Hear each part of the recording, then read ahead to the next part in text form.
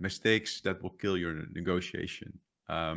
If you do not to follow our tips and tricks, these six topics will definitely kill your negotiation. So don't go there. And the first one is your Microsoft partner that's walking around within your organization. We have seen too many times that the partner is influencing your internal organization in their decision to choose for certain cloud offerings.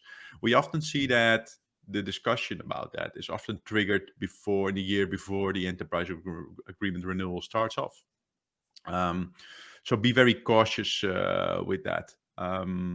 A practical example we recently encountered into, we had to deal with a hospital where they were instructed to choose for a new working environment.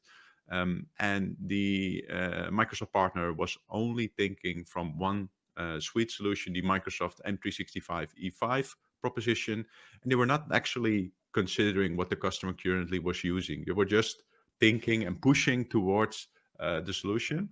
And that came from the partner, so not even Microsoft itself. And that has to do that with the fact that Microsoft partners are not only rewarded by you as a client, but also by Microsoft. If they sell off the right technology and make you use the right consumption, they are awarded for that. So be very cautious, including your Microsoft partner into the discussion.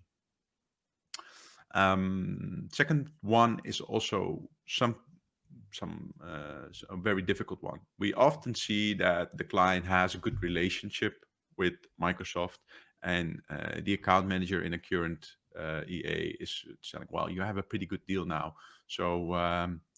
Of course, we have the enterprise agreement renewal coming up, but I, as an account manager, will make sure you get a pretty good deal within the next enterprise agreement renewal.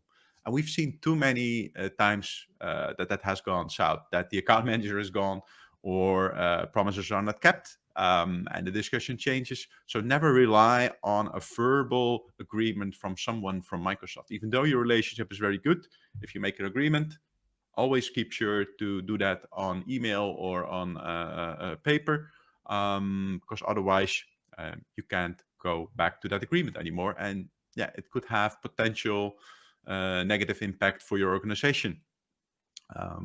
And Flores and I addressed it several times, but never ask for a discount. So never just say, I want 30% and then we have a deal. It doesn't work that way. Why not? It will just set a boundary for Microsoft, which they will not give you. If you say 30%, they're not going to give it to you. They will not. They will think, well, 10% is enough. And it usually also tends that Microsoft is making an analysis for you of you as a customer, where they say, well, if the customer wants 30%, they probably will not have a very good negotiation strategy just asking for discount. So we will probably end up with a very low discount.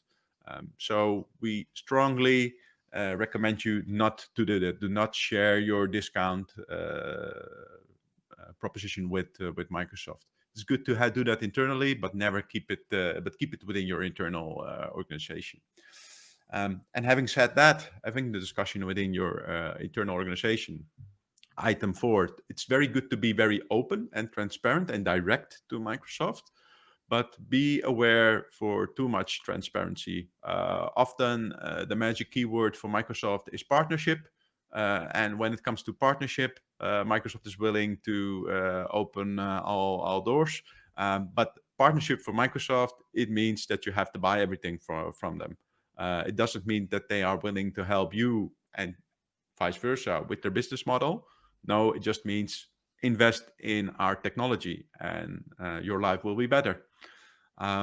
So be very keen and aware on that. Also addressed, but again, the Microsoft deadlines, stick to your time deadlines. Try to respect it, but if it doesn't suit you in your negotiation strategy, just act upon your own. Do not be threatened by Microsoft or the partner because they're not getting their fees or targets. Always rely on yourself and your advising party to make such a choice. The final one, also addressed many times by Floris in this presentation, but again, just to re-emphasize and make you aware of the consequences, do not do trade-offs. Buying the suite in 9 out of 10 cases is far more expensive than buying what you need. And it can be very fun to do, to negotiate a very high discount on the suite you don't require, but we often see that when the contract is active, it goes south. So we see customers choosing for M365 E5, having internal struggles to implement it, and it doesn't get utilized, and then you will have a very difficult conversation with Microsoft. So that are the 6 mistakes that could potentially kill your negotiation.